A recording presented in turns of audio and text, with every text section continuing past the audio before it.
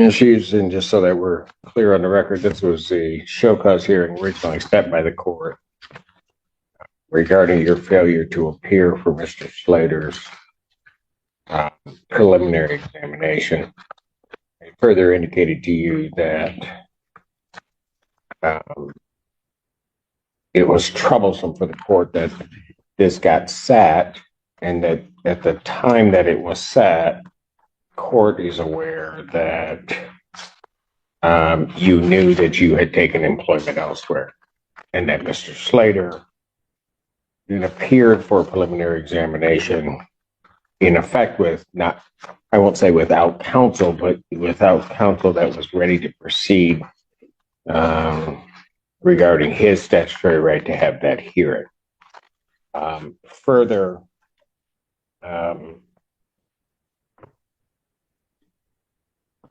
that ultimately the court was also informed, at least by Mr. Slater, that he had not been communicated with by you except for the initial time, had not been communicated about your impending departure when he then appeared before the court. Since that time, I will also indicate to you that because of this, and I'm only dealing with the Slater matter, but there were other instances during the same time, one being in 15th District Court, and I believe one being downtown before the Circuit Court, where you were counsel of record and did not appear for those proceedings. I will say also specifically regarding this proceeding that on the date and time set for the preliminary examination, that this court, through my office, tried to contact you numerous different ways, and we did not receive a response. The ultimate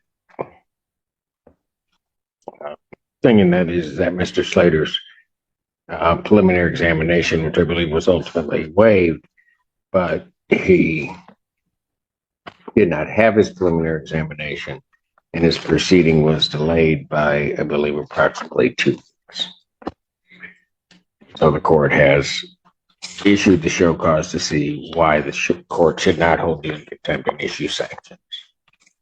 So, Your Honor, I did inform like the people that assigned me the case, I did inform them and I let them know what case I had outstanding. I was then contacted by the attorney that would be subbing in for me, and I gave him all of the information. I sent it to an email as soon as he contacted me. It was almost simultaneous. So, but what day was that? The day it was, so they contacted me, the sub attorney, they contacted me on March 8th, and I sent it on March 8th.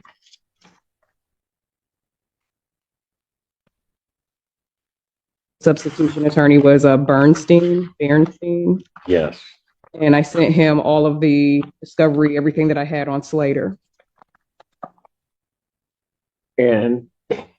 And beforehand, I went to the special counsel office, and I just gave them a list of everything that I had outstanding.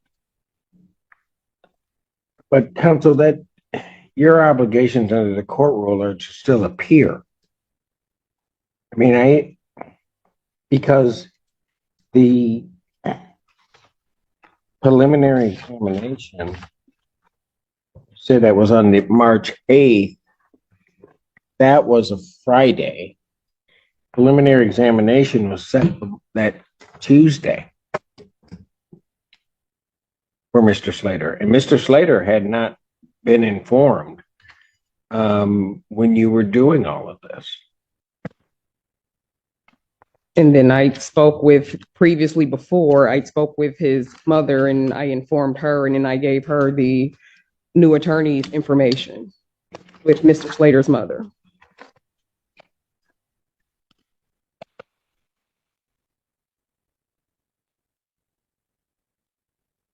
Why would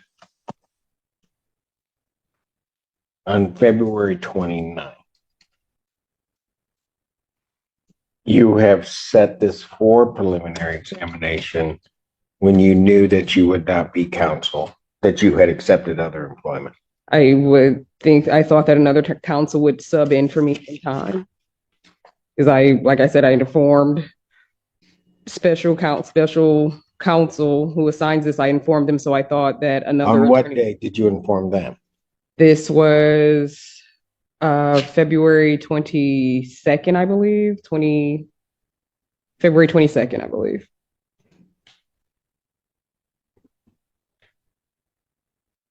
Then why do I not receive a motion to withdraw until March 11th?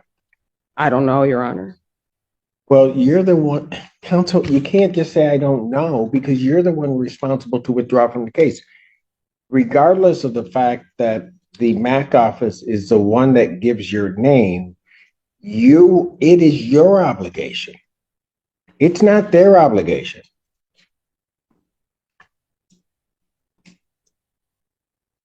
You would agree with that. I mean, you're the attorney of record.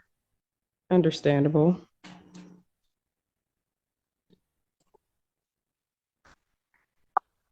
But if you knew on the 22nd of February that you were going to be withdrawing from cases, I don't, on this matter, I don't get anything until March. My apologies. I didn't know. Like they said they did all the motions to withdraw for me, so I thought they would have got it sooner. I did inform them February 22nd, and I thought that substitution counsel would be in before then.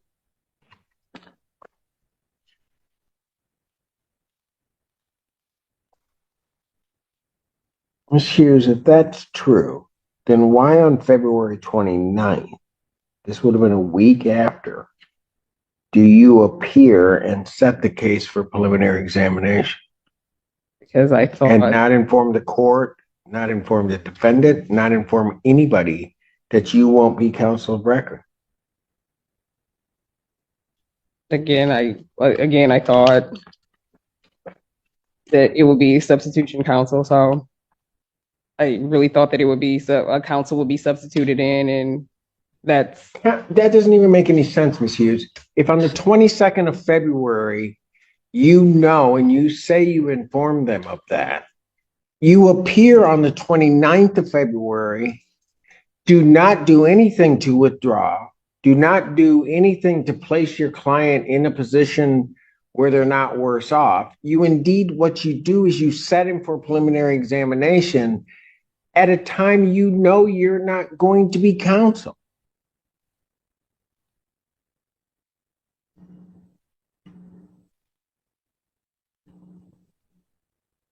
So that doesn't even make what you're telling me doesn't make any sense.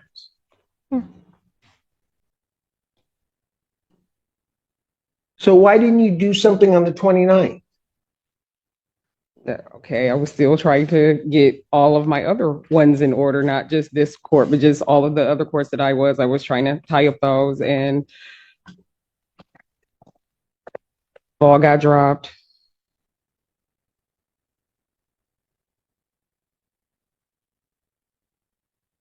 It doesn't make any sense to me, Ms. Hughes. And I want to give you the benefit of the doubt on this, but if you're telling me on the 22nd of February that you knew that you had other employment, that you informed, you're saying at that time, without turning this into a full-blown hearing, but I'll bring them down, that on the 22nd, that you informed the MAC office. You appeared then on Mr. Slater's case on the 29th, set it for a preliminary examination, say nothing to the court, nothing to Mr. Slater or anyone that you will not be the one handling the preliminary examination. You are still the attorney of record. The 12th comes along because that's the date it got set for. For March 12th, you do not appear on March 12th. We sent you various communications during that day. You didn't appear before the court on the 12th and just did nothing. In fact, counsel, you don't know on the 12th that other counsel has been appointed to represent him. I did know on the 12th. I sent the other counsel the info on the 8th. So it was my understanding that was his other counsel. If he communicated me and asked me for the discovery, you are not released from an obligation until the court releases you. You do know that, don't you? Yes, and I thought that with him calling me and informing me that I was released. My apologies, the ball got dropped. The ball didn't get dropped. I don't have an order even to sign if I wanted to. But I don't even get an order to me that I eventually signed until, which is your obligation to withdraw, not the MAC office obligation to withdraw. I don't get an order until the 12th, the date of his prelim.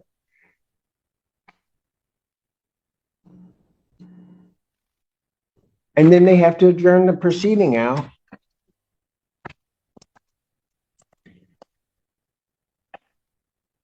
Anything else you want to say? No.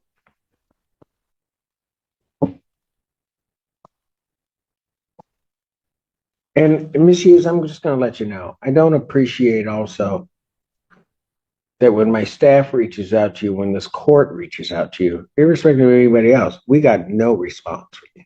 None. We sent emails, we made phone calls. I didn't get a phone call. We did not get a response.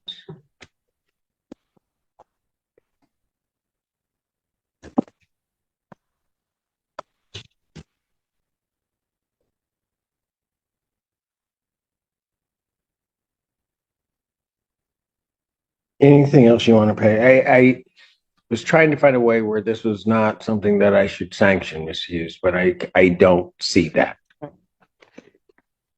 Anything else you want to say? Nothing further. I'm going to sanction you to $500. That's to be paid to the court. When can you get that paid to the court? In about 2 months. Pardon? I'm going to need about 2 months.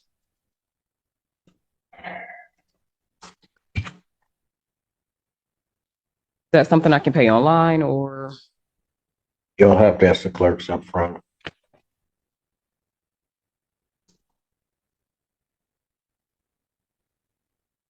That's to be paid by June 21st, 2024.